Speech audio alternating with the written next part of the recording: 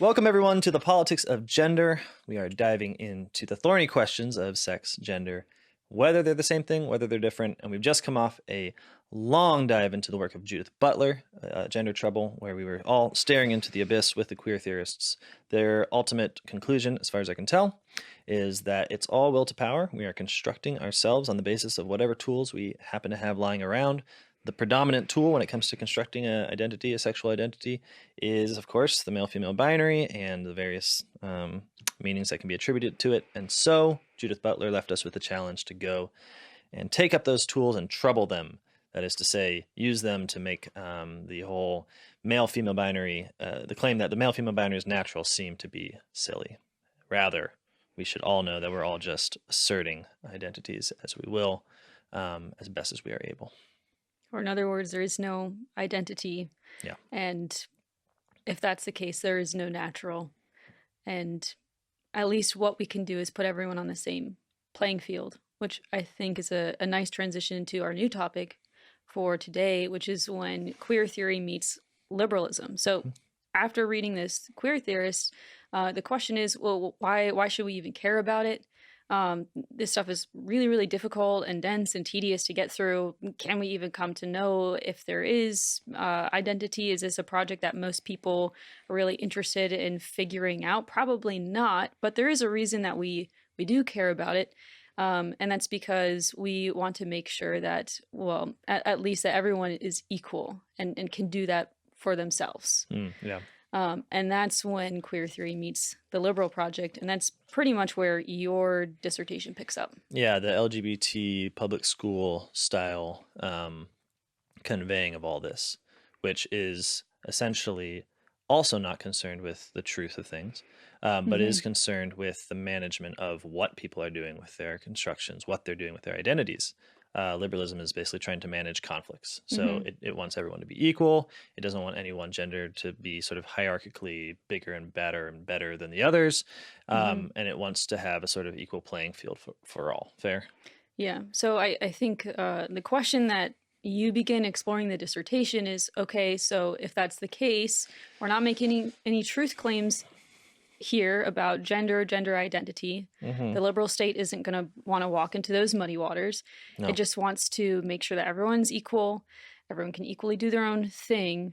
And then the question is, okay, does that work? Like, practically, can we accomplish that goal? Totally. Yeah. And, an analogy I like to use is to religion, right? So liberalism has a similar attitude towards religion. It doesn't care what's true. So it's not going to say Protestantism is true, Catholicism is true, Hinduism is true. Yep. What it's trying to do is maintain a neutral field in which all of these religions can be just private options, individual constructions that you believe or don't believe. And it manages any attempts to do something else, namely to have some kind of violent, authoritative, hierarchical, this one's better than that one, this one's true, this one's false. It manages religions into what you might imagine is kind of like an acronym, not LGBT, but whatever all of the various denominations that are tolerated within, say, America would give you a similar acronym that is also happening with gender identity. Exactly. Yeah. So in order to do this, to move the analogy a little bit further, it first has to kind of equalize all religions. It can't prioritize one over another. Totally. They all have to be equally neutral options. And then the second thing that it has to do is has to make sure that you can't abuse that system either. You can't pose as a religious group when you are in fact not, but you're just doing it to gain certain social advantages or maybe to abuse other people. And so this is where you run into a problem of definitions, which is the exact place that you begin in your dissertation, which is what is a religion, so that we can include these ones and protect these ones, but not include any of the not actually true religions, like people who are just using it to abuse the system or to get money or something like that. Right, sure. Yeah, and within gender identity, that what you just said, which is that there's a necessity of everyone being equalized. That's the purpose of the definitions, right? So the Human Rights Campaign's a good one. So they do a lot of gay activism, and they define gender identity as one's innermost concept of self as male, female, a blend of both, or neither. And I think this is pretty typical. I think we're kind of familiar Familial. with this definition, especially if you've been through public school. You get it in all sorts of cute posters that kind of are cringy up on the walls.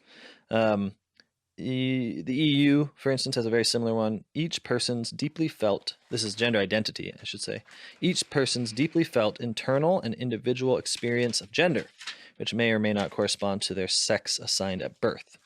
The United Nations has a definition of gender identity, which is, I quote, a deeply felt and experienced sense of one's own gender.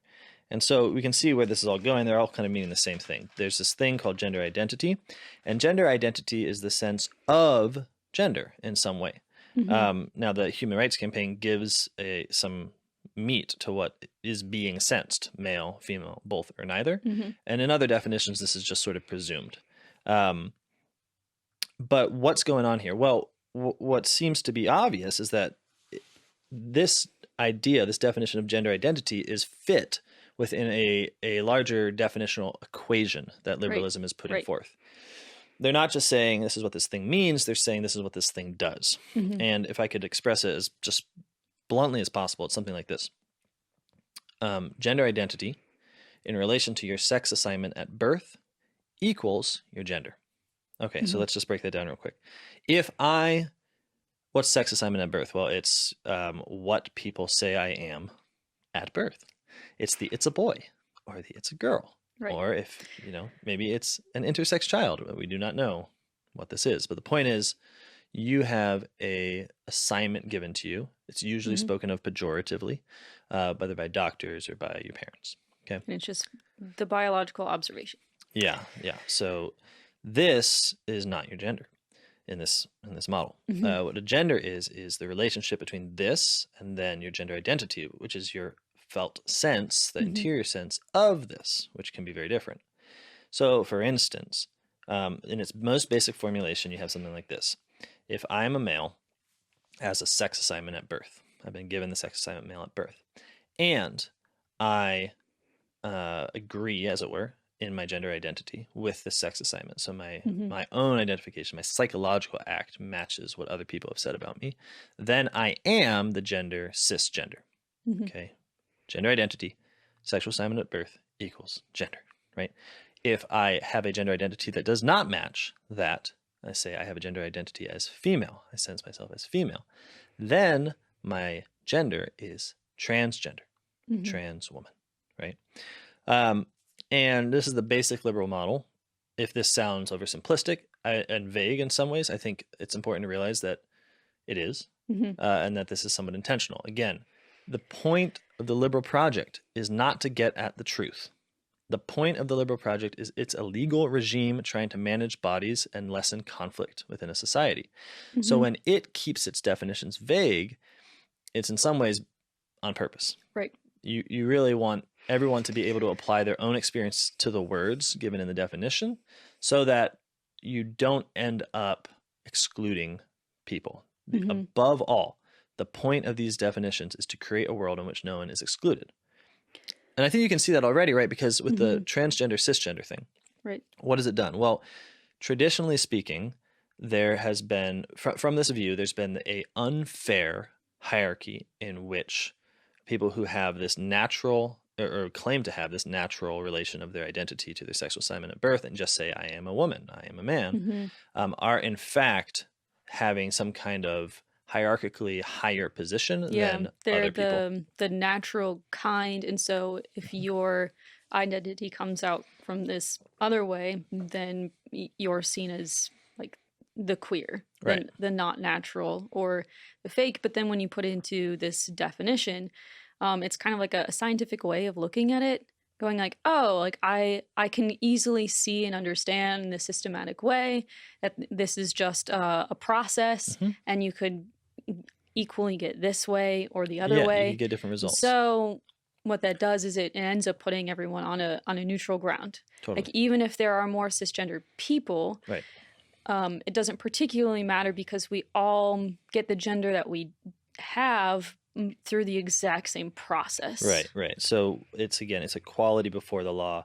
It's going down to something that is sort of pre-gendered, which is just to say Everyone's got a gender identity. Everyone has a sex assignment at birth, and there might be different results. But since these different results are just variations on a fundamental sameness, the sameness is what is important, and it's what can Yeah. be governed. Because again, legal regimes, they need equality before the law. They have to be able to say, okay, we're going to treat you just like we treat you, just like we treat you. That's fair. Society's running. There's no tyrants. There's no one bigger than anyone else. And we're just chugging along here. Does Right. this work? I don't know. Look around the liberal world. Are we having fun? I don't think so. But oh well. What we do get is some problems, because once you strip that male female naturalness of any of its sort of now mythic ontological priority, and instead have it as just one possible result of a homogeneous mechanical sort of Social social construction construction system. They paired kind of, with biology. yeah, where biology is though is, well, we'll get more into that. The question I have in looking at this is, does it work? And when I say does it work, I am the only way to look at this, like, it would be embarrassing and silly to look at this model and then come and say it's not true. This is false. There's something about gender that is prior, which is a given. I mean, I do want to say things like that, but liberalism doesn't care. No. This would be the equivalent, would be like a Catholic or something looking at liberalism's sort of, neutral field claim and saying the field is not neutral, it's actually oriented towards Christ or something. It's not that you couldn't say that and even be right. It's that no one cares. No one cares. Yeah. Because that's not their project. Their project is the maintenance of equality, and there's no concern for the truth. So the only way to look at liberalism is on liberalism's terms. Yeah. And to So say, when we say, does it work? It's, does this work with reality? That's not the question. It's, does this work in actually producing equality and neutrality? exactly, does it achieve the goals that liberalism sets up for itself when it takes the LGBT acronym and expands it, and then it teaches in public schools that this is the way of thinking about the human person? Is it actually achieving equality in which every single gender identity and gender expression is equally treated, equally represented within this model, and in which there's no possible hierarchy of one or the other, and no one's excluded, right? So Right. this is the other thing. Like, the definition has to include everyone. Everyone has to get gender this way, right? Even if you end up agender, you have to get agender through the model Right. that's been established. If you don't, then it means that we don't really have equality before the law. We have some people Exactly. who are being undergoing some sort of system in which they get their gender, and then we have other people who might even be getting their gender as something, let's say, natural. That'd be a huge problem for liberalism, because suddenly you have another point of comparison in which one can be better than the other, right? Oh, you get your gender through a gender identity plus sexual assignment at birth equation. I get my gender from God, for instance, would be an obvious way of having another hierarchy. And liberalism would have failed if that's where it ends up. Yeah. Make But I sense? think we can back up a little bit Sure. to where you begin in your dissertation. Yes. So when we're asking this question, does it work? We start running into some immediate problems. Yeah, So no, really. what are those? Okay, so when we ask whether it works, we're just looking at the words they give. We're asking about the meaning of the words. We're asking about their relation within that equation we talked about. The first problem is this: if the definition of gender identity is one's innermost concept of self as male, female, a blend of both or neither, the first thing that we have to ask is, what is meant by this innermost sense, this internal sense, this psychological act, right? Because it's not clear, and it could totally be possible that some people have it and some people don't.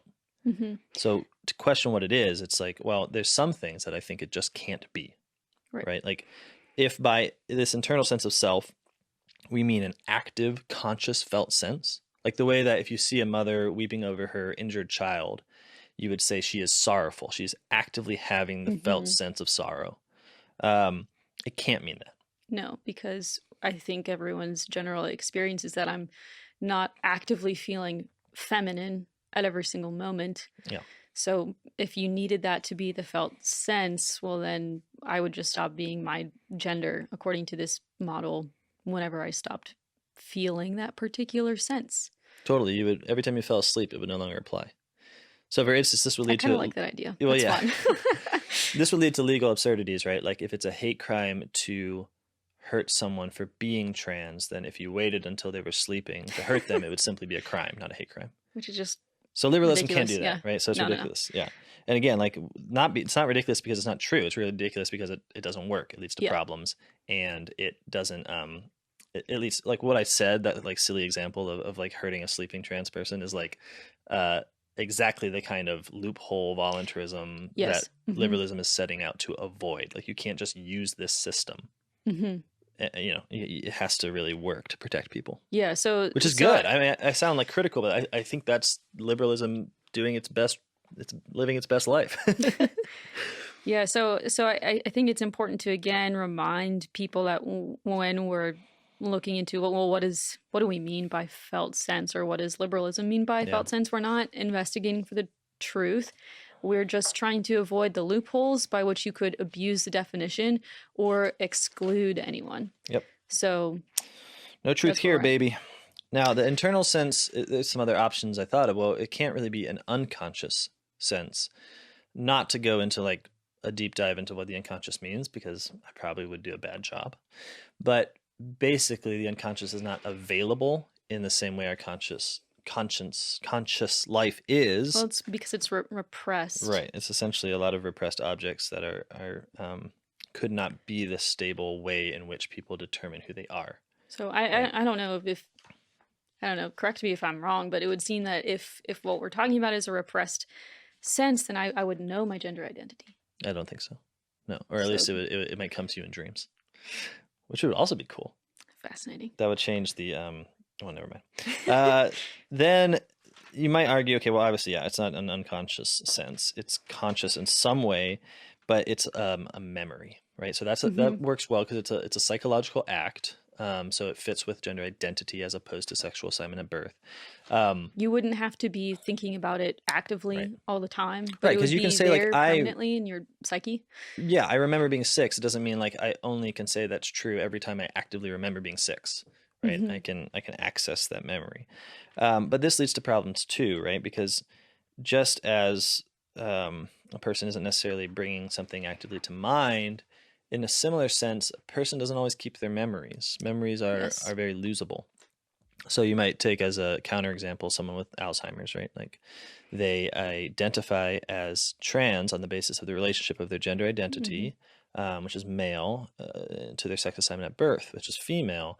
But then their memory of this event of gender recognition, they lose it. I think it would be somewhat odd to then say, okay, since they've lost it, they no longer fit, they no longer have the gender, so you can now refer to them not as trans, but as, say, cis. It seems to me that a memory would be insufficient. Yeah, and I don't think you could even. And the other thing is it has to remain psychological, right? So you couldn't even say, well, okay, it's not the memory, but it's the event of gender recognition itself. Like that happened. It happened that person identified in this way. So even if he doesn't remember it, then it's still going to be what gender identity is. That doesn't work at all because a historical event is not a psychological sense of self. Okay? Right. Like I can't say that as a psychological act, I'm going to talk about the event of first doing a backflip on a trampoline. It's like it's the memory of an event that's the psychological act. Doing the backflip on the trampoline is not going to work for gender identity. Okay, so what is it? Well, I don't know. No, I think I do, but what works, I think, is something on more Aristotelian Thomistic lines, which is habit. Habit, yeah, habit, and it has to be something like a habit. That's the only way I can see including everyone in this definition. It's not an active sense, but it's this disposition towards the performance of particular mental acts. So what we might express it is to say, like, when I identify as this or that gender, I am disposed to identify in this or that way. It's not known or felt actively, but it's rather deduced, right? So, for instance, Hmm. a habit like courage. If I think you're courageous, I'm deducing it from your acts. So every time that the situation presents itself, you do the courageous thing. So I say you have a habit of courage. Hmm. You consistently act courageously. Well, it's similar in that regard. Like every time that I sense myself as male. Hmm. And this habit is my gender identity. It's a psychological act of sensing, but it's more than that. It's the disposition to sense yourself in one way versus another. Is that fair? Right. Yeah. I think that's probably the most helpful one. Right, and it would solve like that original silly problem of if you're harming the unconscious transgender man, Hmm. um, you are still liable for a hate crime in that sense because he still has the habit. Because if he's asleep or not, he is still disposed to when he does sensing Right. himself as male in that regard.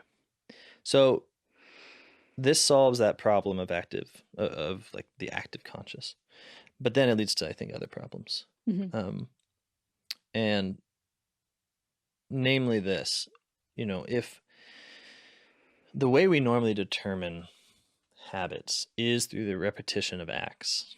So the way we understand Or you, even self-determine. yeah, like the way we Hmm. experience it in ourselves is also that, okay, I'm disposed to this particular habit, or rather I'm disposed to this particular act, therefore I can deduce I have this particular habit. Hmm. Like this is now something about my character. Right. But if you were to say, as a courageous person, perform a cowardly act, does this obliterate your courageous character? Now, in most instances, we would say no, right? Because we Hmm. would say, you'd be inclined to say something like, oh, Maria acted against her courageous nature. Hmm. This is a slip. This is a Yep. blip, right? And you would say, no, the character, the habit remains. And we'll all hope and pray that she'll never do another cowardly act again. Me too. Yeah. You think that we're talking in a metaphor, but I have something I'm just kidding. So, so okay, but this cannot work, right? For the gender identity, right? Because if someone comes in the room and it says, I have something to announce today, and it's that I really experience myself as a female, even though prior to this, their senses of self were as male, in which everyone, including them, were deducing from their acts that they had the gender identity male. Hmm. Nevertheless, there seems to be something problematic about saying, "Oh, sorry, this is just similar to like a cowardly moment. Hmm. In fact, you're not. Your gender identity is still male, despite this new experience.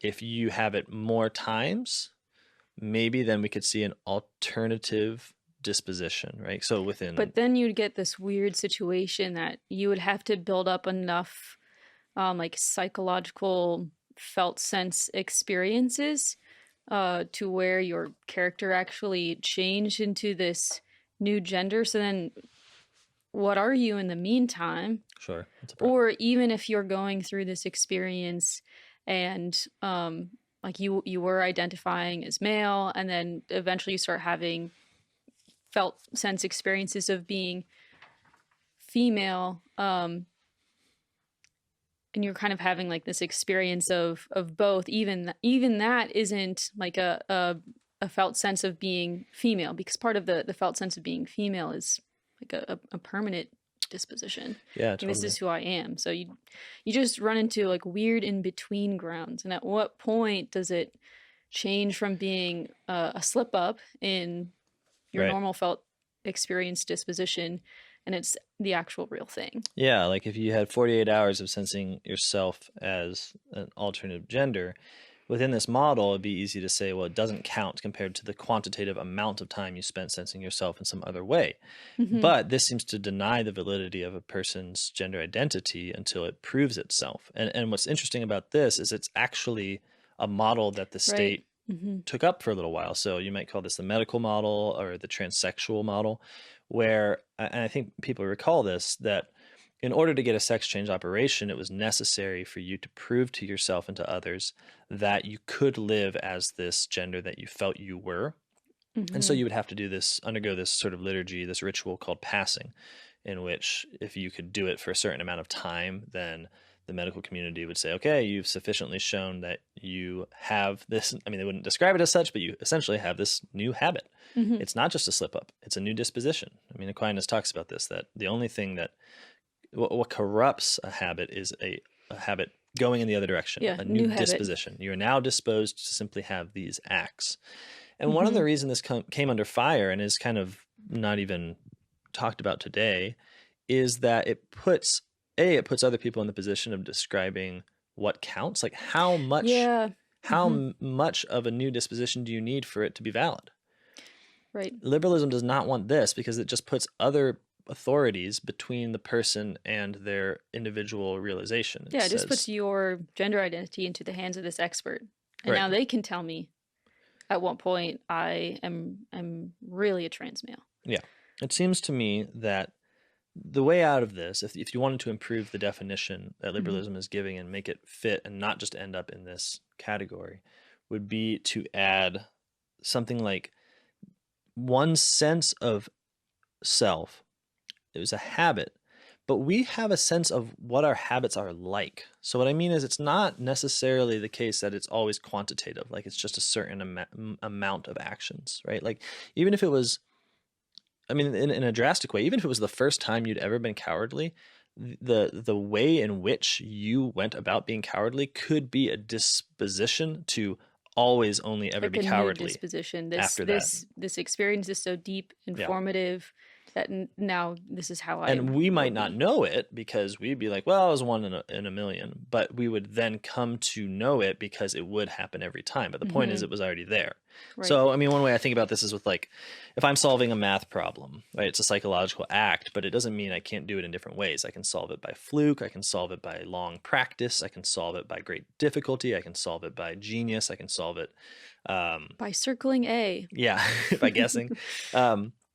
The point is that like the actual quality of the psychological act can be different, and it seems to me like you would have to add something like this to the definition that okay, it's a mental disposition by which gender identity is a mental disposition by which one internally senses the self as male, female, a blend of both or neither, and then add a clause and senses that this disposition is stable, right? Like there has to be stability in the actual experience of it.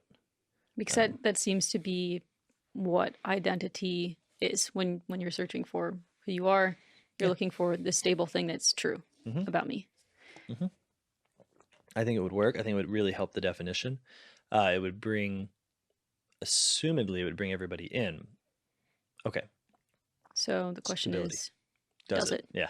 No, it doesn't. I mean, one of the big immediate problems with adding a stability clause is that there are certain gender identities which are by definition unstable. And what I want to focus on here is the gender identity bigender. And I'm taking most of my understanding from it from a paper entitled Alternating Gender Incongruity published in 2012, but it's basically that you have a category in which, so bigender is a gender, to be clear. So it's the result of a certain gender identity in a sexual assignment of birth. Right. So it's a part of the equation. It's the result of the equation, actually. In which I can experience myself as male one day, I can experience myself as female the next day. I can alternate between my gender identities. Right? So these can shift on me. Now, this leads to some problems, right? Because if we're saying that one must sense that the disposition is stable for it to validly fit within the definition, it would seem that neither gender identity, by definition, could be experienced as stable. I mean, if I experience myself as male and I am within a pattern of experiencing myself as female tomorrow, then the one thing I could tell you for sure about my experience of myself as male is that it's not stable. Yeah. That it could become female. And this leads to a problem, because what it would mean is that you do not, in fact, like if we take our definition and we say, okay, we have to work with it, it would mean that you do not, in fact, have a gender identity in either case, right? What I'm saying is, Because there's nothing stable in either the experience of feeling Yeah. male or female. The equation doesn't work, and so therefore you are excluded. Right. Or what would happen is maybe not excluded, but you would end up in an interesting category where you're, because remember, there's a gender identity is a sense of self as male, female, both, or neither. Mm-hmm. You might be tempted to say that you experience yourself as both, and so that this experience leads you to the experience of bigender, but that doesn't quite work either, right? Because if the experience of being male includes within itself stability, Right. Mm-hmm. let me put it this way. If someone comes up to me and says, "You're a male?" I say, "Yeah, I'm a male. I experience myself as male." They say, "Oh, I do too. What's it like for you?" I say, "I like sports." He says, "You know what it is for me? It's that tomorrow I might become female." I would say, "Wow, I don't think you're having the experience of being male that I'm having," right? Right.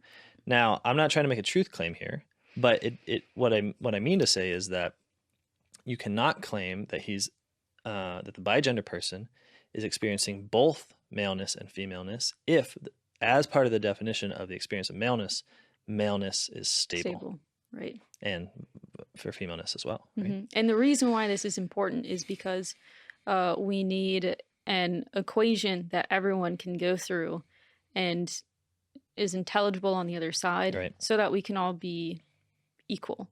And so now you're in this situation where if you want to make the that identity doesn't work in the equation, and so it's being produced in some other way, which means that there's not an equal thing that everyone Yeah. goes through and comes out the other side. Or you're just in the position of telling the bigender person they're wrong about what they're saying about themselves. Yeah. Because they're saying, "Okay, I experience myself as both," and then according to the definition as it's been given, it's like, nope, you experience yourself as neither. Mm-hmm. So you're more accurately called agender, not bigender. So this is what I mean when I say there's a failure of definition. It's when, because of the definition, you're in the position of telling someone they're wrong. Right. Mm-hmm. And liberalism can't do that. No, I mean, it's trying to include everyone. The only people it can say is wrong are the people that say the system doesn't work, right? Because it has to maintain itself, obviously. And this, I think, the trouble. So we're in a bind here, right? So if we scrap the condition of stability, then we're not going to have that stable clause, because I guess that would be an idea of a solution. It's like, okay, we tried to add stability, but now it's excluding the bigender person in what they're saying. So let's forget it. But right. But the problem that I'm seeing is the problem of possible abuse. I mean, that's kind of why we're putting it there in the first place. Yep. Because then you could make really trivial claims. Yep. That, well, you know what, today I'm sensing it this way, and that affords me, I don't know, like social access to certain things. Sure. Or like, I mean, and I think it would work the other way. Not just yes, I think if there's no stability, then any fleeting experience of maleness would give you the fullness of gender. Right. But this leads to problems not even just from like it means that you can't exclude malicious people who want to use the system. Mm-hmm. But it also, if you can imagine for yourself someone who's raised as a male and they develop a mental disposition, right, by which they sense themselves as male, and then you begin to develop another sense of yourself as female. So they have this contrary disposition. You sense, but you sense this stability, right, of yourself as female. And so you transition, you undergo sex assignment, reassignment, change your name, you change your proper noun, or you change your pronoun, and you live as she for the next 20 years. Now, in this mode, I mean, people report this all the time, that there are certain scenarios in which that felt sense of self as male returns. I mean, it's relapses, memories, dreams, habitual modes of thinking. Like you might respond to your old name, you might not have undergone surgery yet, for instance, or that's a different case, but there could also be the case of, you experience yourself as your gender identity, but there's certain anatomical lived body experiences that are still to you male. You appear unto yourself as male. And if we don't have a sort of stability clause, then the moment that a trans person experiences that, they're no longer trans, Mm-hmm. they're now cis. I mean, if you think about it like this, if if it's true that your gender identity is your sense of self as male, and that it, in combination with a male sexual assignment at birth, equals being cisgender, then the trans person that experiences themselves as male Right. in this regard is cisgender to the degree that they do it. So it's, and that seems to be just absurd. Absurd, Yeah. and really also problematic, because it would mean that I could say, yeah, you're actually cisgender, like to someone claiming to be transgender, which again is just like contradicting people's. If the whole point is that individuals are supposed to be able to go through this system in order to, like, liberated from any kind of authoritative declaration of who they are, they get to claim it for themselves. It just seems we're running into all these problems where it's like, actually, no, people can tell you, because the definition is a definition, that you're excluded from it. So we need the stability clause, because otherwise we just run into massive problems. Yeah. No. We have to have that. So we could try to argue that maybe there's some hope in looking at that word blend. There's, it's a male, gender identity is a sense of self as male, female, a blend of both, sometimes just said both, but a blend of both or neither. So maybe then we could say that what you're experiencing is in fact a blend of male and female somehow. So this would exclude some people. It'd have to, because at the very least, you'd have to say someone that doesn't experience bigenderism or gender fluidity or their non-binary status, whatever it is, if they experience themselves as male and female and want to say that that is the content of my gender identity, they're excluded. But maybe for all those people that have this as a blend of both, where like male and female are sort of in combination in somehow, maybe then you could have it as maybe it could work. Right. The problem here, there's a sort of twofold problem that if you think about blends, it's the definition says that what we're talking about is a sense of ourself. Okay, that's a whole global self, a unitary object. I am this thing. Gender identity is a sense of self. Now, if it can't be the case that you're sensing yourself as stably male and female, but you're sensing this blend as being yourself, then the problem is, because neither male nor female can be experienced as blended, because male is an experience whole, distinct, and entire. Right. Then you actually you lose what it means to talk about experiencing yourself as a blend of male and female. Because now it's this other thing. It's this other thing. Maleness is not maleness if it is blended with female. Femaleness is not female if it is blended with male. So, but if you argue that, okay, but I just am experiencing myself in some respects as male and in some other respect as female, I think you could do that, but then you're again outside of the definition. Remember, the self is the object of the definition. My sense of self. But now we're adding something new. So everyone else has an experience of their sense of self as being this way, but it's this whole and entire unified thing. But these people are experiencing their self in some sense as this, and in some sense as that. And so now the sense of self is split. Right, totally. So you could think of any kind of example. And I do think people do, in fact, sometimes express it this way. I experience myself as sort of aesthetically female, but biologically male. I experience myself as, or even the bigender temporal distinction, which is today male, maybe tomorrow female, now male, then female. That this experience is taking the self in different senses. Right. So it's no longer the same definition. You would have to add to it. Does that make sense? That makes sense. It makes a lot of sense to me. Makes sense. Yeah, no. I'm trying to think of a way to make that more clear. Well, I think taking the self in two senses, it saves this bigender category from contradiction, but it ultimately leads to a need for a real change in the definition. Because if by sense of self, if when I say a psychological sense of self, it's different from what you mean by a Right. psychological sense of self, then we're using two different definitions or two Yeah. different equations, Yeah. really, to come up with our gender. hmm And so, again, this is problematic because we need everyone to be able to make sense of like the same way Right. so that we end up being Equal. equal. But if you're evaluating your sense of self in a different way, then we can't. Yeah. There's one other, like, this might be an objection that, well, why can't they just sense themselves as by gender? So what I mean is, like, okay, we can see the problems with male and female if they're going to be distinct in the definition, but suddenly they're not distinct within the actual experience. But the point is, the bigender person experiences themselves as bigender, like Right. that. Whatever it is, the alternating between male and female, that thing is my gender identity. But that, again, is totally contrary to the definition. Remember, it's part of an equation in which your sexual assignment at birth plus your gender identity, whatever that is, equals bigender. Namely, bigender is your gender. It's the result of the equation. Right. You can't simply take that thing and shove it into the gender identity category.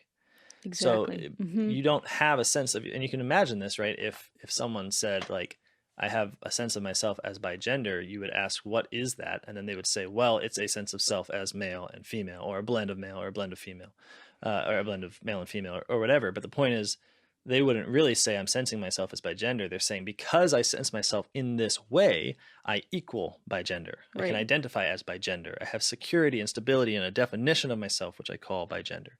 But the point is, again, they would be achieving their gender, if this was true, in a way that's totally contrary to the way everyone else is. Because they would just be saying, my gender identity already is my gender. Right. I think that I sense myself as bigender. And that's all they're saying. Right. Which, of course, has the same problem. You're no longer equal before the law. You're doing something entirely different. And the attempt to have a logical system in which everyone fits has failed. And I don't know if it's worth going back to, because I remember you talking about this at some point, or maybe I'm jumping ahead. I don't remember. The bigender person would have, if we wanted to be consistent with the definition, remember that it's always being paired with your sex assigned at birth. Yeah. It's hard to get bigender as the product of that equation, because according to the definition, if you have this alternating felt sense experience, sometimes you're not bigender. It's sometimes you're cis, Totally. and sometimes you're trans. No, this is a huge problem. Yeah, you're totally right. If you were assigned male at birth and your gender identity is an alternation between the two, every time your gender identity was male, you would be cisgender. Yep. But that's a total paradox, because then you can't be bigender if you're cisgender. Exactly. And this actually applies to any kind of attempt at containing a duality within. So people talk about, a gender like two-spirit, a gender like gender fluid, often versions of non-conforming or non-binary. Like, these things, it depends on what people bring to them, what they really mean by them. But at every case, you can't have a definition of cisgender being a match between the two and then have people who are often matching and not have them be cisgender during that time. Like, you have to pick. So this is a total like loophole. It's a total wasteland. It's not going to work. Okay. So what you could do is change the definition. And I should be honest, like, liberal states, governors, people that make laws, whoever you are, you have to now, like, based on what we've discussed, you have to change it. You have to take care of the loopholes. Yeah. It's not, we understand that in an effort to maintain the peace, you're keeping everything as vague as possible. But what is ultimately experienced within this, growing up within a liberal state with its sort of LGBT model of expressing itself to us, is that the conflicts inevitably come up. So at first, it's like when you receive it in school, you're receiving it in the basic mode of someone who's receiving a truth. You're not enlightened as to this being like just a managerial technique for deciding which bodies can go where and who can sue whom. You are, like the rest of your classes, you're just assuming I am receiving the truth from an authority. Okay, so you do. Um, but what happens is it's so vague that I might be having one interpretation of what gender identity is, and you might be having another. And because we can both assent to a vague definition, we can both be together. Yeah, it We can appears that the belong. conflict has resolved, but I think especially as we see infighting within queer theory, Yeah. it's evident that not everything is going to be as peaceable as what we No, I thought mean the it's vague it's an definitions could absolute be. meltdown out there, and it's because I really think it's more of a meltdown than it needs to be, because we're going off of this we're going off of this presumption of that we were in the same boat, and that's Hmm. always worse, Yeah. to end up in conflict with the people you're in a boat with, because you're in a boat together. You're stuck. Ugh. All right. Okay, Well, so how back can we to the solve this? text. So here, that was just to say that I think we can solve this, but you would have to obliterate your definition, where it simply has the self as the object of gender identity, the thing being sensed. And you would have to add, okay, maybe it's a sense of the self as male, female, or neither, or it's by which you internally sense the self in some respect as male or in some respect as female, and again, sense that this disposition is stable. So, for some people, the respect in which they sense the self is a very particular part of them, Mm. maybe emotionally or psychologically or biologically. But for other people, that sense of self would be a whole and entire experience. And so that way, the definition is inclusive. We've just Awesome. literally said there's a contradiction here, but we're going to include them both in the same definition. So, Yep. but this leads to another problem of, I think we kind of mentioned it, of trivialness, right? Because we Yes. just said that, okay, to make the definition work, you have to have, in some respects, male, in Hmm. some respects, female. So the question obviously comes up, in what respects? Right. And this leads to some difficulties, because what if what if I am otherwise a cisgender male, and then I have the gender identity female in one respect, namely that one time in '96 someone thought I was a girl, or I would prefer to have a small dog rather than a large dog. You might be like, "Whoa, buddy, that's not what makes females females." Yep. I'd be like, "Okay, sure, but who are you to say that? Exactly. I can sense any particular part of myself as female versus male. Hmm. So who are you to say that this particular part that I choose somehow means that I can't be bigender and thereby have access to queer spaces, Hmm. just because it happens to be my penchant for owning small dogs?" It's like, I mean, maybe if you want to be an authority here, but then we're right back to the end of liberalism. We have someone who's telling us what counts as gender and what doesn't, right? Right. So let's say if it's no longer a requirement that one sense the self, that you sense the self in a single, unitary, and global respect, what is to prevent anyone from claiming access to any gender category on the basis of a sense of self that we would prudentially consider to be trivial? So either you run into an absurd situation, like I identify as female because I have a small dog, like Right. don't really, okay, sure. Um, or you would run into the other situation, which liberalism is really trying to avoid, which is the prevention of abuse of Mhm. that system. Sure. Because maybe I experience myself as male, but then when I'm in front of two bathroom doors, I sense myself as being female. Right. And that's the respect in which I sense myself as being female. That's obviously a loophole. Right. And you might say, and I feel like people will immediately be like, whoa, but obviously this is like not sincere. Right. Mm-hmm. But the point is, when we just talk about a particular sense of ourself, why can't that part be an insincere part? Like, Mm-hmm. there's no clause for it being for the right reasons. Or how is the liberal regime supposed to judge in those cases? We want to prevent insincerity, but how is it that the state can determine that? Yeah, no, it's a bind. But it's not just the kind of fear of like a malicious use of the law, which is supposed to protect people for the sake of hurting people. That is real, and that comes with trivial senses being possible. Mm-hmm. Um, it's also like, wouldn't we be in the position of contradicting, say, a transgender woman who claims to have the gender identity as female? I mean, we talked about this before. If in Mm-hmm. some minuscule respect she retains a sense of herself as male, remember, it can just be a part of yourself. Mm-hmm. So say that, okay, I say I'm a trans woman, but in this one, I haven't undergone the fullness of my operation. So in this one part of my live body experience, I still sense myself as male. Hmm. Well, then by the definition we've given, I am not a trans woman. I am a Right. bigender person. Namely, I am someone who senses myself in two senses, Right. Hmm. male and female. And then liberalism is in the position of telling someone, well, you're wrong. You're wrong. You're actually bigender. Sorry. You can't come to the transgender club meeting. You have to go to the bigender club meeting, Hmm. which is what we're trying to avoid here, right? So yeah, I mean, we've got some really big problems with the definition. It's not to say, and we should be clear here, that with adding more clauses, you couldn't come to possible solutions. Like for instance, you could, all right, let's buckle down and say what constitutes a trivial cause or not, which I think we want to go into a little bit. But it is to say that from the outset, even if there is an ideal definition, which would inevitably be a very lengthy definition, it certainly did end up that way in my best attempt in my dissertation to like create a definition that would really work.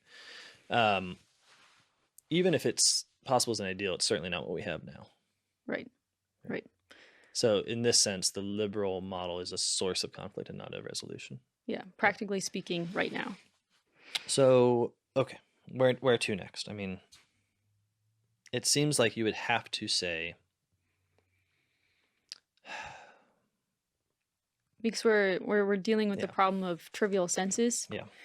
So one way, I think, I don't know if this is where we want to go next, but one way of dealing with the trivial sense of self, is this where you talk about consent, or do we get that later down the line? Well, I think what we really need to bring up is something kind of missing from the equation, and this might feel like a bit of a jump, but we need to talk about constructionism. Constructionism. Let's just agree to call it constructionism, because I'm sure it could be other things.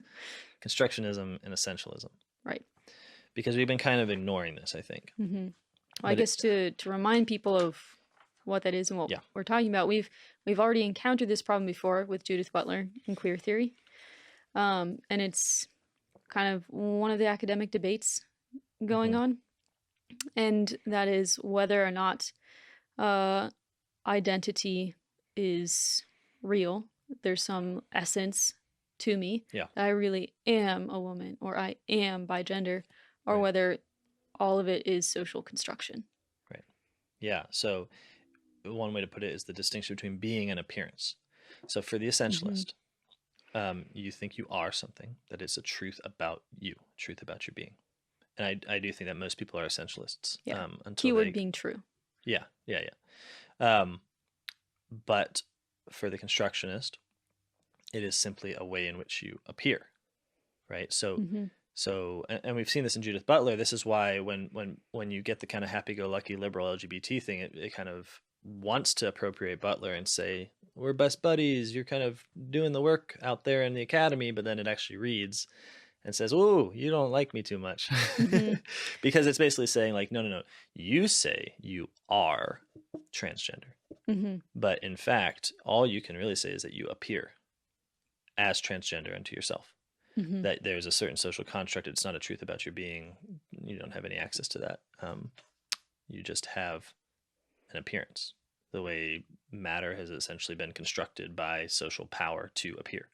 So I don't know if this is the right way to put it, but if we go back to the gender equation, we're looking at a problem on the other side. What is gender? Sure.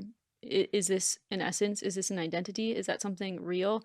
Or is the product a social construct? Yeah, and you can see how this is a problem for liberalism, right? Because if the claim to have a deeply felt experienced sense of being male, where you understand being male to really indicate what it seems to indicate, a category of existence, if this claim would insult and exclude all those who claim to have a deeply felt and experienced sense of being male, where they understand this being male as simply meaning appearing. Appearing as male according to a certain psychosocial, I'm reading myself here, a certain psychosocial and a cultural interpretation of the human being, right? So the essentialists implicitly claim that the constructionists do not have as deep an experience, for it'll never go as far as this is your nature, this is who you are, Mm-hmm. coterminous with I am Right. this or that. Because so they don't, there's an insult there that you're not actually having the deep experience that I'm having of gender. And then the constructionists are implicitly claiming that the essentialists are just wrong. So they're saying Yeah. there is no natural state of being male. There's a cultural trope imposed on the body. If you think that it is, it's because you're fooled. Yeah. So Um, I guess I was a little bit wrong in saying that the way that I did. There's really a problem on both sides of the equation. sure. So one is dependent on a felt sense of a truth about my Yeah. identity, and that will produce a gender that is real. And the other felt sense is a felt sense of an appearance, Hmm. and that felt sense includes the fact that I'm not feeling that I am this way, that it's just an appearance unto myself. And so that produces a social construct. So really we have like two parallel Yeah. definitions, Yeah, or totally. two equations. Yeah. um and then you run into the same problem that we've seen before. Not everyone's going through the same equation Totally. to get this equal possibility of gender. Yeah, and it's like every single gender outcome is actually split between its constructionist and essentialist adherents. So we Right. say, Mm-hmm. okay, there's transgender persons, but what we must mean is that there are essentialist transgender persons and there are constructionist transgender persons, right? And this is actually where real conflict comes Right. from. Mm-hmm. It's all fun and games until you realize that the one person says that when I say I'm a transgender male, I mean it. I am a man. I always was a man, right? This is a matter of being. Yes. Yeah. And then the other person who says, I'm troubling the binary gender by identifying this way. I do appear unto myself as this way, but I am in no way saying that I am this as some kind of ontological claim. But Mm-hmm. here's the real, I mean, it gets really interesting, right? Because the solution, this isn't something that's going to be resolved by simply more clauses, because it goes right down to the heart of it. Like you either believe one thing or the other, it seems to Mm-hmm. me. But the solution is obviously weighted on the side of constructionism, not essentialism. Right. What I mean by that is there's something that you can say about both constructionism and essentialism that can kind of lump them under one tent. So what I mean is this: if I say I am female, it is also true that I appear unto myself as female. Right. Okay, so I have both the being and the appearance. Mm-hmm. Now, the constructionist who disagrees that I am female can nevertheless agree that I appear unto myself as female. So there is a point of agreement, but it's entirely on the constructionist's field, Mm-hmm. right? So they can say essentially, yeah, we can keep this model. And the constructionist is the one that understands that the only sort of valid outcome is the appearance every time. But then we have to say, okay, well, maybe we can sort of make the model work that way, because, whether you're essentialist or constructionist, the point is at the end of the day, you appear unto yourself as female in one case or the other. This is the thing that's shared between Yeah. them both. So we can use that Right. in order to include them both. But nevertheless, it does create this problem of hierarchy, Right. which is that, to my mind, it is impossible to look at this situation, which is, this is not theoretical. This is the situation right now that the liberal identity model has sort of produced, and not say that we actually have a hierarchy of people that have a better understanding and people who have worse understanding. Mm-hmm. So it's not just like, oh, essentialists and constructionists can be included on the same roof. It's like, no, they can be included under the same roof if we pat the essentialists on the head and say, yeah, stupid kid, like you think you really are this thing. One day maybe you'll learn, maybe you won't. But the point is, we can kind of agree on the words we're using. Yeah, exactly. And that is what you see. It's the intellectual academic elite, the people who can have those constructionalist conversations and have come to this conclusion, and then what everyone is taking part of in kind of the popular level is this belief in real identity. Mm-hmm. And so yeah, you have this disconnect between the intellectual elite and then the populace. Mm-hmm. Yeah, and that is, again, like if you just think about liberalism's goals, we're just talking about a failure here. Mm-hmm. Like the point is for everyone to be the same, not for everyone to think they're the same, but ultimately one person is better than the other, smarter than the other. And I think that you see this in other in other ways in other Gnostic formats, which I'm not going to go down this rabbit hole, but basically that model in which there are some people that know, that have an access to the truth, and in which Mm-hmm. there's other people who don't know, but they're not simply rejected from the system, but tolerated as sort of mythic believers. Like they understand by symbols and pictures and sort of bad analogies what we understand in itself. This is a Mm-hmm. very common, I mean, it's kind of cultish, but it's a very common human sort of edifice, like a way of organizing human behaviors, to have the knowers and the people who don't not know, but don't know correctly, and so are tolerated by the Mm-hmm. knowers. This is basically a scientific society where the scientific class is sort of priestly. And I think you do see this within the academy to popular, like if you look at those two discourses. Mm-hmm. Um, Yeah, yeah. everyone's kind of believing the same thing, but for different reasons. Yeah. But the reasons themselves create an elite class. Right. Yeah. And this is where there's you know, okay, so maybe that's the case, and maybe we just have to suck it up, because I guess there's a certain response that liberals often give to these sorts of critiques, which is like, look, we know it doesn't work, but it's better than the alternative. So it's like, okay, yeah, this is terrible, but what do you want? Like people killing trans people because they think they're better than them or something like that? No, Mm-hmm. so just accept the definition and move on, right? Um, and that is consistent because they're not concerned with truth. So why not accept a Right. definition that doesn't work well? It works a little bit, and so that's sufficient. But I do think it leads to, okay, including this does lead to all sorts of other problems, and I think we need to kind of go through them, because one of the biggest things is, if it's true then that the gender identity definition has to take appearance over being, um, the question becomes, why then are we continuing to value our sense of self over our sexual assignment at birth? You can start to see why this becomes a problem. The presupposition this whole time has been that these two things kind of exist in relation, but ultimately it's my gender identity that determines me in Oh, I one way or see. the Yeah. other. Um, Mm-hmm. so so the point, like, and one way you Like can really, yeah. the reason why we want to use this definition, and the reason why the felt sense has somehow become more so important to us, is because felt sense is connected with a sense of identity. Hmm. And then when identity is thrown out and it's just Appearance of an appearance, identity, yeah. if it's not actually connected to identity in some way, if it's not connected to some truth about myself, then why one over the other? Yeah, like you can see, if essentialism were true, and that's all we were talking about, you could see how you could get out of problems of trivial senses, right? So for instance, Mm-hmm. um, or no, you can see how, okay, so let's back up a little. So um, if you have an appearance,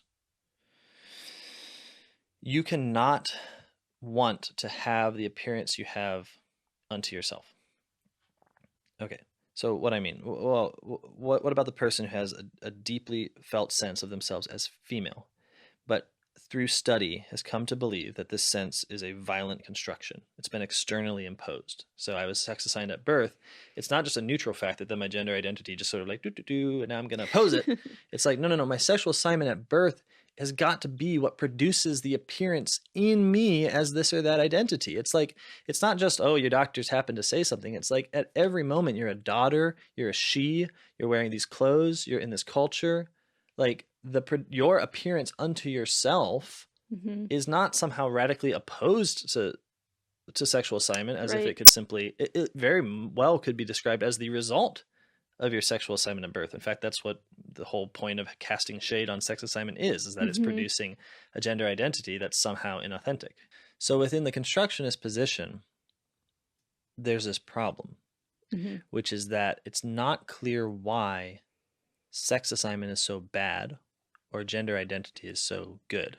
Or to put it another way, why gender identity always trumps sex assignment at birth when they're in Right. conflict. Because that is the model.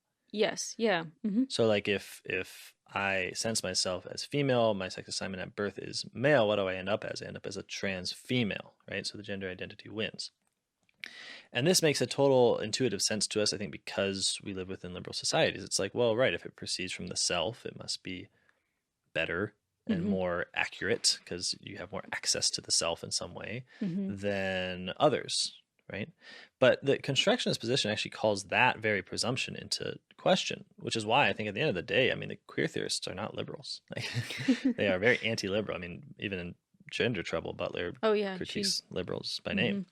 Mm-hmm. Um, so what do I mean by this problem, though? Okay, well, say that okay, it's just an appearance of myself. It's obvious that I can my gender identity can be as much a sort of manipulated, produced appearance as sex assignment at birth. In fact, the whole point Right. is Mm-hmm. that's where most gender identity comes from, right? Exactly. So it's like, okay, they say I'm a male at birth, and then I am inaugurated into this whole social construct in which it becomes more and more likely that I appear unto myself as male. Mm-hmm. That appearance of myself as being male, which is supposed to make me cisgender, right? Because I appear into myself as male, that's my gender identity, and that's in relation to the sex assignment at birth. It isn't clear why this is going to be why this should be valued any more than the sex assignment at birth. So, Especially because at least in that particular instance, what you are doing is prioritizing the one over the other. right, totally. I mean, imagine this is sort of a silly thought experiment. So if when I came out of the womb, a whole bunch of doctors, my parents, guardians, they all labeled me as a god at birth. Awesome. I was subsequently, I'm going to internalize like how I appeared to them as a god, or how they constructed me to appear. I'm going to internalize that. I'm going to internalize being a god as a fact about myself. Mm-hmm. Now, so I have the identity of God, a god, Mm-hmm. but then I might later reason there are no gods. Okay, so nevertheless, I can have that intellectual reasoning Mm-hmm. and still persist in exactly the way liberalism describes gender identity. I could have a deeply felt internal and individual experience of myself as a god, despite intellectually repudiating this feeling as being, in actual fact, Mm-hmm. nothing more than a feeling of an appearance. Right. Right? I've been Okay. constructed in this way. I might violently rebel against it. I don't want to be constructed in this way. Right? My internal sense of self, it wouldn't be related to some kind of state of affairs that obtains in the world. It wouldn't be true. I'm not saying there's no essentialism here. I'm not saying I'm a god as a true fact about myself, but it's there as a persistent fantasy or a bad habit of mind. You might even call it. Um, so to put it simply, how can we argue that gender identity, to take out the God example and just put in female, male, both, neither, Mm-hmm. how can we argue that this sense of self has greater weight than sex assignment at birth, while arguing that gender identity is, at least very often, the internalization of one's sex assignment at birth? I mean, this Mm-hmm. seems to be a contradiction. And I think that, okay, so imagine if my internal sense is that I'm female and that this is the result of being assigned as female, then my internal sense is only as good as my assignment, which is no good at all according to constructionism. And So. I think this could have like real victims to it. I mean, imagine a person who intellectually repudiates his sense of self as being male, who reads Butler, who reads, Mm-hmm. goes through the whole program here and says, okay, I'm not a male. Um, and so I'm But going to then. identify as non-binary. Okay, that's going to be my identity. I'm not non-binary. Maybe I'm agender, but he picks something in order to indicate that that the male thing is wrong. Right. Gender is just a social construct. The body is this pre-discursive thing that I can't understand. Um, Nevertheless, your internal sense of self as male might persist. Remember, we talked Mm-hmm. about like responding to a male address, like a name that someone calls out and you respond to it, or a sense of like a habitual, you're not always doing queer theory. You might just be hanging out, and maybe you have a habitual sense of yourself as male.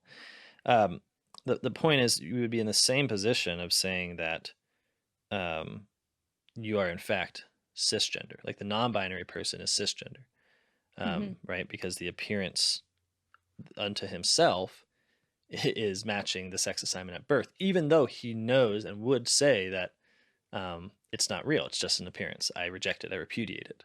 Right. Right. So the gender Mm-hmm. identity definition doesn't really leave like room for that sort of people. It would also exclude people who were raised in what they considered to be the wrong sex. I mean, I think this is a more common experience. Mm-hmm. You have a deeply felt experience of being that wrong sex. I mean, that can happen.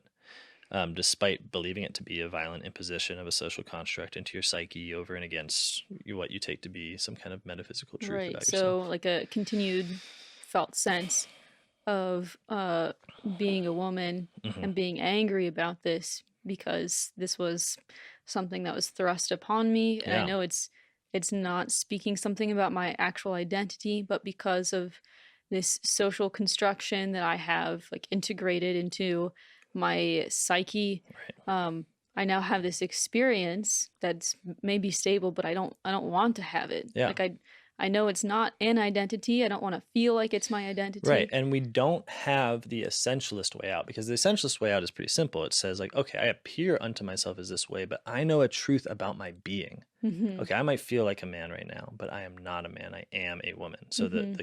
the comparison can be made, because you're saying, look, psychology changes. We have hallucinations. We have bad habits. We have delusions. Mhm. But the distinction between being and appearance, I'm going to assert that and say, I know I am a man despite appearing unto myself as a woman, or however it plays out. But the point is, if we've just knocked out the essentialist position, that no longer works. Right. You don't have the grounds by which to repudiate. Like, what grounds are you saying that you are really this thing and not the other if all you have is appearances? The thing that you appear unto yourself as is simply what you are. All you can say is, I don't like this appearance. Mhm. But then you end up back into this voluntaristic loophole heavy place, because if all we're saying is, well, people appear unto themselves in different ways and they can decide whether they want to or not, then what's to stop the cisgender man who appears unto himself as male from saying, yeah, I don't want that. I reject that. I repudiate that. All it is an appearance constructed in me by this whole regime. So yes, I would like to go into this locker room or whatever, because it's just an appearance, Mhm. not because there's any reference to being, but just because there's no clear reason why sex assignment at birth is trumped by gender identity. Yeah, it opens up the door for, I don't know. It opens up the door for the loophole being integrated into the system, if that makes Sure. sense. I don't know if that's a good way of You have to putting it. explain more. I'm not sure. Um, if if that's our new definition, if we want to put constructionalism over essentialism, then if we do prioritize that, then you run into a situation where like you being sincere cannot be a part of the equation at all, Sure. because Yeah. it's just all appearances. Yeah. Right. Yeah. And I think that's what people, I mean, that's what we want to avoid. Yeah. That's what liberalism wants to avoid, is insincere people using the system. But if that's precisely what the system is. Mm-hmm. Yeah. One of the ways that people try to get out of this is by making gender a kind of social category, so that what I mean is, okay, we want to have an identity of myself as female. But when we say this has to come from the self, we don't want to say that we're just appearing to ourselves in this particular way, because that very well may be something that we would repudiate, right? Mm-hmm. So they want to place a kind of another clause within the definition that says that there's some act of the will whereby I identify myself with this social group of people called female, or this social group of people called male, Mm-hmm. right? Now, there's a lot of problems with this, but you can see why people are thinking this way, because they're running into the same problems we are. Right.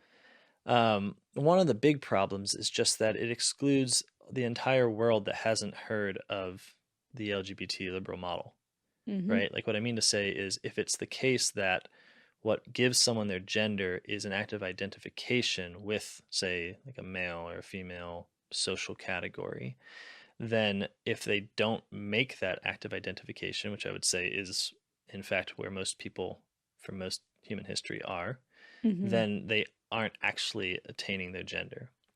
You would have to make some kind of argument that, oh, well, everyone is always making this identification, whether they would or not. And the other problem is that, you know, the way that we understand the words female or male are obviously a kind of sex assignment of others. So what I mean is this: if you want to Mm. say, okay, you're what's really happening is that, okay, you have this appearance unto yourself, maybe you don't like that. You have the sex assignment given by others, maybe you don't like that. But there's some core of you that's going to just decide for yourself that you belong to this thing called female, or this thing called male, or this thing called bigender. So it's Mm-hmm. really changing the definition and trying to go for something different. Like, it is an act of a will. Maybe it needs all of these caveats on what makes that a non-trivial thing, but the point Mm-hmm. is, we can't simply have a scientific definition where we all pass through a sort of equation unknowingly. We have to have an actual moment of, like, I identify with these people. And I think this is becoming more and more part of our parlance. Like, what do you identify as is increasingly Mm-hmm. referring to an actual act of identification, as Yeah. opposed to simply saying, well, what does the equation result in, right? But the Mm-hmm. problem with this is that, okay, if we're trying to take as our presupposition that it really should come from us, Mm-hmm. that the reason that we can say, well, I'm a female is because I categorize myself as female. The problem comes in where we get the category female. Right. Or the Because, content for the right, category. where do we get the content?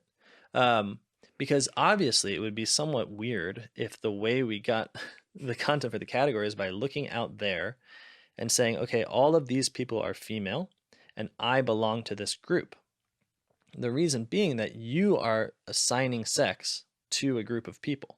Right. So in your case, sexual assignment is something that's lower, and that you really should identify yourself in and through an act of, like, that comes from the self, not from others. Mm-hmm. But in other people's case, well, they get their definite assignment through you, through a determination of, I think that all of these beings who basically act this way and dress this way, I think of them as female and I belong to them, Mm-hmm. right? So, okay, well, this is a huge problem, right? You can't go about saying that sex assignment for you, but gender identity for me. But that's the situation most people are in, I think, because Right. they want to say something about themselves. I identify this despite what you might think. But the only way they get to have content for what they identify as is by applying the very rules that they do not apply to themselves. Namely, I assign you to this sex, and that's what you are. And thereby, there's this stable category of female that I can know and then be a part of.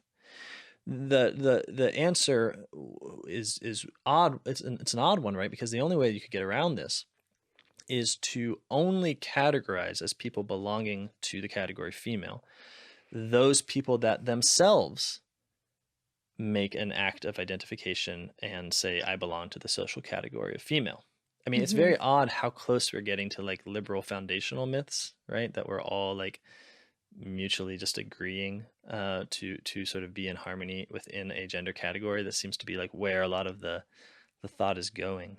But this doesn't solve the problem. I don't mean to say that it does. It's like, first of all, the problem is that world problem we have, which is only Western wealthy university students ever identify themselves, seems to me, Mm-hmm. ever positively identify themselves as belonging to this or that category of Mm-hmm. male or female, right? This is not some kind of, we can't even pretend this is like a natural scientific phenomenon, the way that we were kind of doing with the gender identity sort of equation. Right.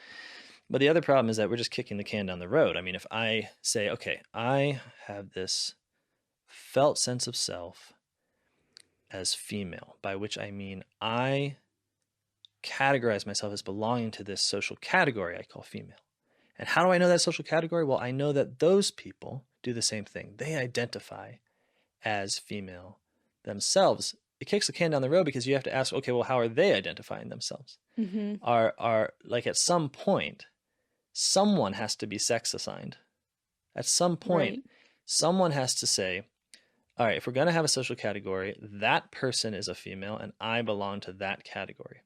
Because you can't simply investigate people's own individual identifications all the way down. Not only is it actually impossible, it's Mm-hmm. also, it is totally unclear how you would ever get a category of female if what it really was just identifications with the category female. Like, there's no content there. You might as well Mm-hmm. have the letter X, right? I identify as X, by which I mean I belong to a category of people that also identify as X.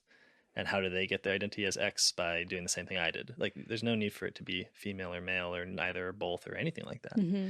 So you end up in this very, I think, very trippy kind of world, because it doesn't seem to be the case that the self can have this kind of priority over others Mm-hmm. without also asserting it over them in determining the categories that it wants to identify with. So I don't know if this is exactly what you're getting at, but in order for the Western elite to be liberated into their identity Yeah. by choosing to identify themselves with this category Yeah. that kind of pre-exists them Yep. in some way, Mm-hmm. we're not even asking the question of truth. We just know that at some point, that category is parasitic on people who have been sex assigned. Yes. So correct. at some point, at the bottom, we have to use or be parasites on the dumb people who have just accepted sex assignment. Yeah. I mean, if you're going to, and it doesn't matter if you're saying I'm male, I'm female, I'm both male and female, I'm neither male nor female, which obviously neither male nor female doesn't mean you're a semi-truck. It means you're like male and female in some way in order to have the negation. I sound Hegelian whenever I say that, but I think it's true. At some point you're relying on the stability of these categories to exist, and the stability of these categories can't exist from the same method you're using, because then it would never come into being. You have to rely on people that just take their sex as natural, that say, oh, I'm a man or I'm a woman, in order for the entire edifice of gender identity to work. So your liberation, in other words, depends on a subclass. That's correct. Yeah, I mean, it depends on the consistent provision of a binary by people that don't get their gender identities in the way that you do, or don't get their genders in the way that you do. Mm-hmm. And I think, this might sound like kind of bizarre or out there, but I actually think this is people's normal relationship to the gender identity model. What I mean is this, like, what ought to happen if we were actually going to like implement the gender identity model is that every single gender declaration of a child being this or that thing should be held in suspense until we know the relationship of their developed gender identity to their sex assignment at birth, right? So when someone says it's a boy, you say, oh, great sex assignment. We'll see what's going to happen. You got to wait. Who knows? And the thing is, you're always waiting. You can never declare it, because even if they do say, oh, well, I'm actually a female, you celebrate that, but then they might, who's to say that that's it? Yeah. Okay, so what should happen is that there should be a radical difference in society that accepts this. Like, if you have any kind of sort of basic public school acceptance of like, yeah, this is basically how we're going to view the world, then every time there is an unclarity as to the relationship between gender identity and sex assignment, you should be completely prescinding from judgment about that person really being a gender or not. What actually happens? That's not what actually happens. Socially, yeah. Yeah, no, what actually happens is you just choose which ontology you want to believe that day. So you have a neighbor on the right of you, and they say, hey, we just had a baby. It's a girl. You say, congratulations. I'm so happy you're having a girl. She's so cute. And then to the left of you, you got a neighbor that says, our kid just identified as a male despite our sex assignment as female. And you say, oh, how brave, how wonderful, you did it. And you're literally being a liberal in that you don't care about the truth. You're just maintaining the peace in each sense. But the way you're maintaining the peace is by just saying some people get their gender through just nature, and they're kind of just the normal sort of people. And then there's some people that get their identity through, get their gender through the opposition of gender identity over and against sex assignment at birth. And I'm going to apply these as I see fit. I mean, this is like bougie liberal. This is actually what happens. So this is what we've produced. And I think it's nihilistic. I think it's despairing, because what does it mean to say, well, these people experience a fundamental human reality unlike other people? It's to exclude them from human, like there's no common humanity anymore. Right. There are some people that are just, they're essentially aliens. They're not human.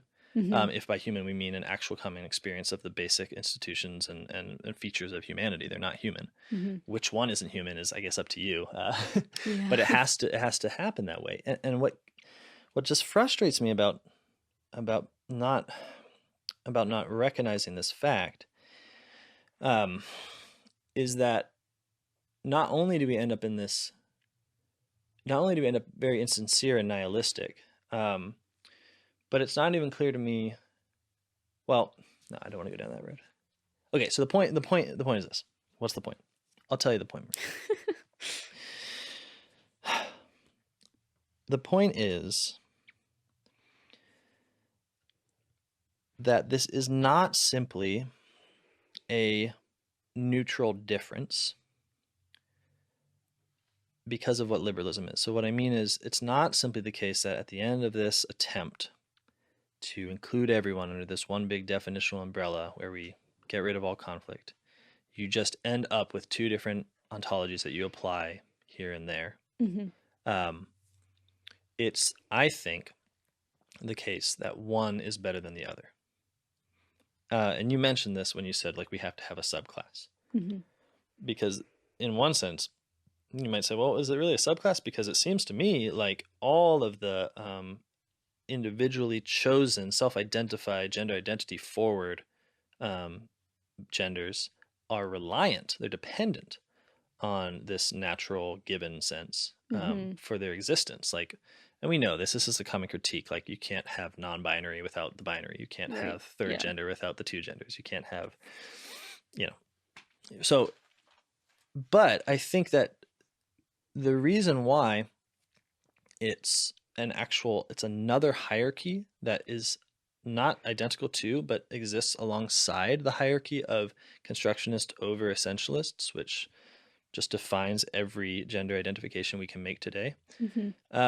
There's also this hierarchy of the self-identified belonging to a gender category, and then the presumed natural identification or belonging to a gender category. Categorization. Yeah, and the reason, I hope you don't mind me just sort of continuing on. I realize I'm kind of... Go ahead. This part matters to me like more than a lot of other things, because it just seems like this is the part where people are so lame because they're not willing to just own up and say that they're busy with an oppressive, tyrannical system, and instead try to have it both ways. Like, but the reason I think, in the end of the day, like what the liberal model does is it establishes a hierarchy, is that that neighbor on the left fits with the basic values of liberalism in a way that the neighbor on the right doesn't. Oh, okay, yeah. So, I mean, I won't harp down on this too long, but you got to remember what a liberal society is. I mean, a liberal society is the one that thoroughly rejects any imposition of a tradition or a sort of point or purpose or goal of a social order. It resists any attempt of like placing that over people, and it wants people to be able to instead have all of those goals, religions, whatever it is, as objects of their private choice that they can get them for themselves. And then liberalism is supposed to just mediate between any conflicts that might happen as a result. Well, it's obvious that the analogy with gender is that in the terms of people who are not making any kind of distinction between their own identification and their sex assignment at birth, that they are somehow less living the liberal ideal than others, right? Because they're receiving a tradition, they're prioritizing a view that's coming from without, that's coming from others. They are in some way conforming to it, right? Whereas the person who is over and against the sex assignment at birth fulfills lots of liberal ideals, namely that they are opposing a tradition, right? That they are taking the self and saying that it is known in its very distinction from what others would have it be. You know, it's like you think about America as a sort of like maybe like the most liberal of the liberal nations, and our psyche is deeply affected by the fact that we were born in a revolution. So what constituted us as a nation was our rejection of an authority, a previous tradition, a previous authority. And we live that out more thoroughly when we can do it when we can basically live the kind of life of our nation within ourselves, when we can be microcosms of the whole. And it seems to me what the gender identity model does is it values people who are in the American mode of revolution more than people who are in essentially the older, like European Catholic model of reception of tradition. Hmm. And it's always going to value them more.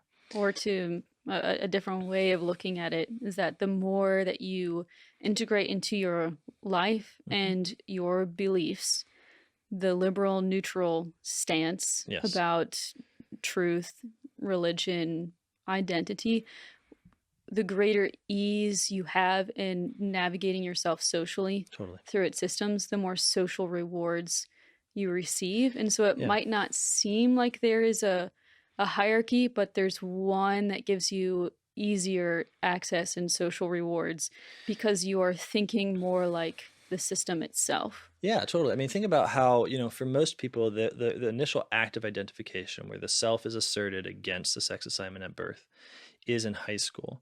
High schoolers are very aware of where power is. In fact, it's Hmm. more it's easier to understand the way high schools work by just understanding people as like hyper aware of power than it Yes. is adults who get confused on the issue. Like a kid that, comes to school with a certain haircut because he knows by having the haircut he's going to fit in is intensely aware of power and where it is. Hmm. I don't think it's an accident that identifications, like sexual identifications, happen here. I mean, there's more reason than Right. just this, but I just think one of the reasons it's very fitting um, is because the you can claim people sense and can claim that there is power in establishing themselves with the ideal of the liberal hero, the ideal of the one who, within a neutral space, privately chooses something over and against a tradition or against some prior given that Hmm. is subsequently described as hampering or bringing him down or somehow closing off that. So what I mean to say is, like, we know that there's power invested in this, Hmm. and so I'm not making like this claim of some like future hierarchy that might exist. I'm simply saying, like, right now there is power in Hmm. letting the basic tenets of liberalism also become the basic way in which we are male, female, both, or neither. Which is, I think, in some ways why there's something very odd and lame about the way we identify now, which involves much less risk than it did. So what I mean is, in moving from what was like the transsexual model, which was very surgery based, which involved this like massive like where like the term gender dysphoria was absolutely like on everyone's mouth because they Hmm. they needed to say, I really experience myself in this way, and it's so real and urgent that I will actually change my body to appear in accordance with my psychological perception of self. That's gone away. That's kind of passe. And now what we do is simply the psychological, it can simply be the psychological act of identity, right? You Hmm. don't need to really change your behavior to be queer or to be like gender nonconforming. Maybe you change your dress a little bit, which would make sense. Hmm. But the It's point not is, as radical of a leap it's anymore. not. But it's because that power can be grasped simply More by that easily. change that change from other to self. So Hmm. simply the move from saying, I do not receive this as a prior given, but I receive it as an identification I make, Hmm. that is sufficient to give that kind of the joy of it, that sense of fitting within the society. And I Yeah. think for a lot of people, like, this is more speculative, but it seems like everyone is within a liberal society looking for ways in which they can be the individual hero over and against a kind of traditional mass. They want to break out, they want to stand out, they want to, Hmm. They want to be um, the underdog. And and it's not to yeah, say that becoming the underdog gives you like every social freedom. Like, no, no, no, of there's course not, consequences to that as well, right? but you can't deny that in a liberal society that does give you certain social powers. Totally.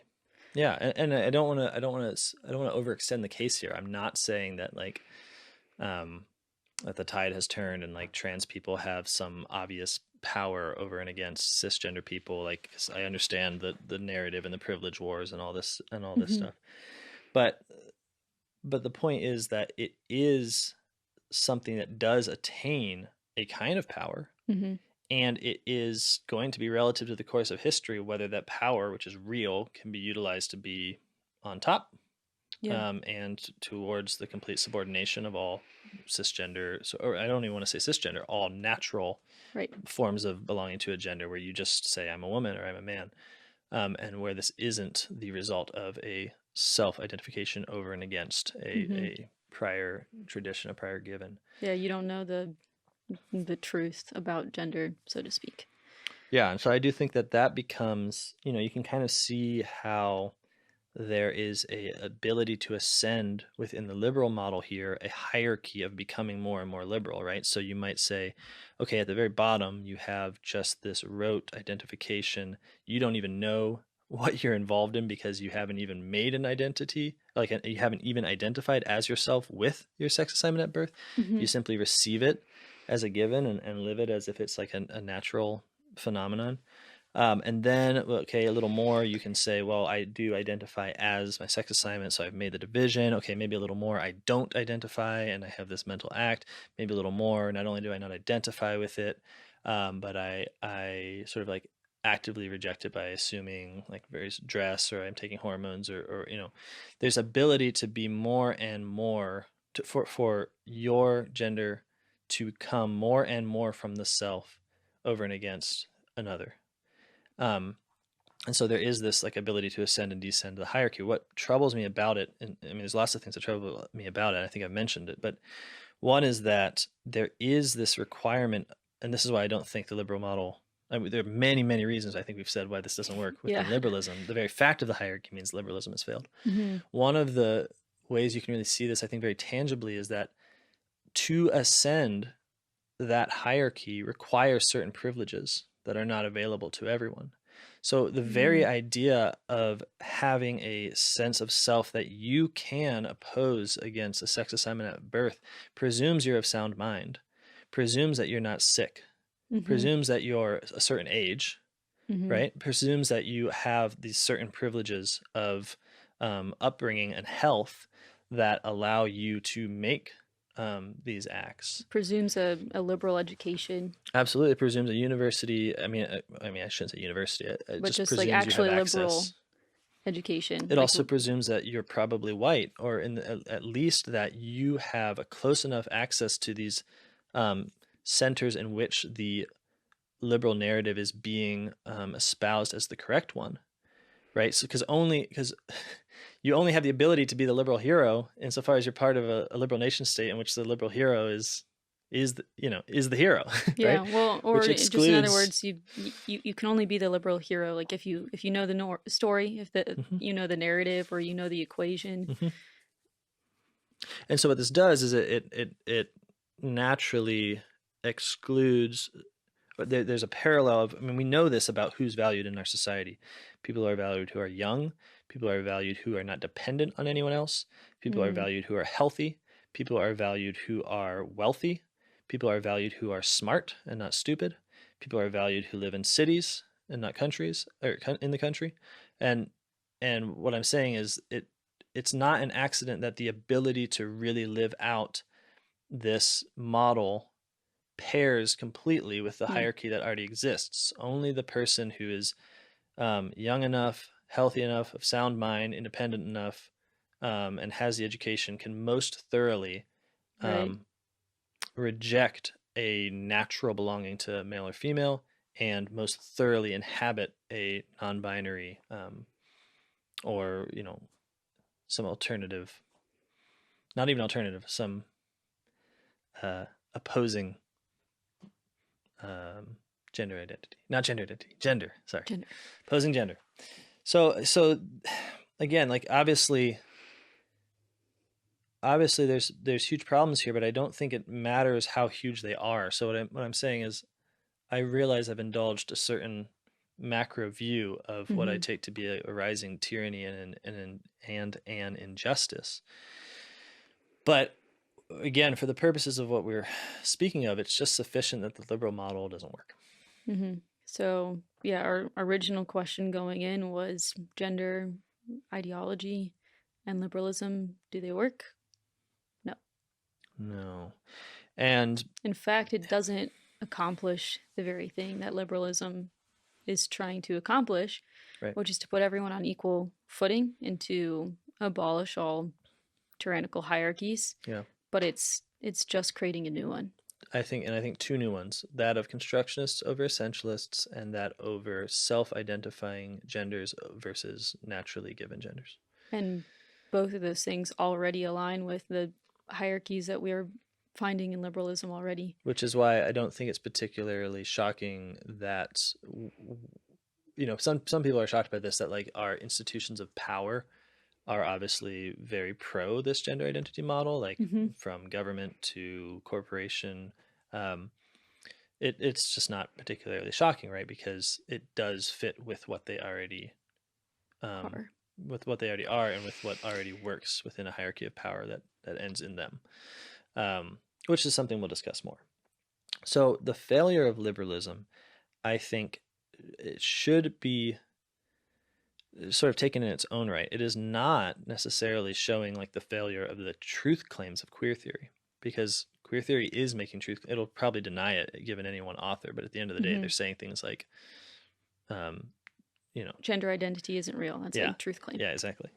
Uh, right. So it's not sufficient to say, oh, this LGBT model with its definitions is inconsistent, to say, so therefore the sort of Christian tradition of male and female who created them is somehow correct. That wouldn't follow. But it is to say that we live under a legal regime that is broken, it doesn't work. Mm-hmm. It doesn't have a reference to truth, it just has a reference to itself. And so we live in an increasingly gender managed world. And what we will see going forward is simply more conflict within that world, as the sense of all belonging under a common definition is slowly revealed to not be true.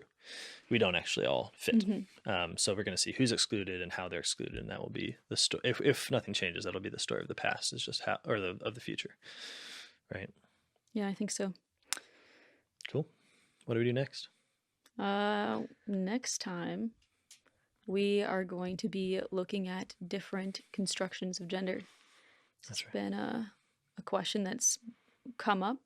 We've referenced a Catholic understanding of what it means to construct a world or construct gender. What we mean by that is not what Butler is saying, and so we'll be diving into those questions next time. All right. Very cool. Join us next time. We appreciate you being here.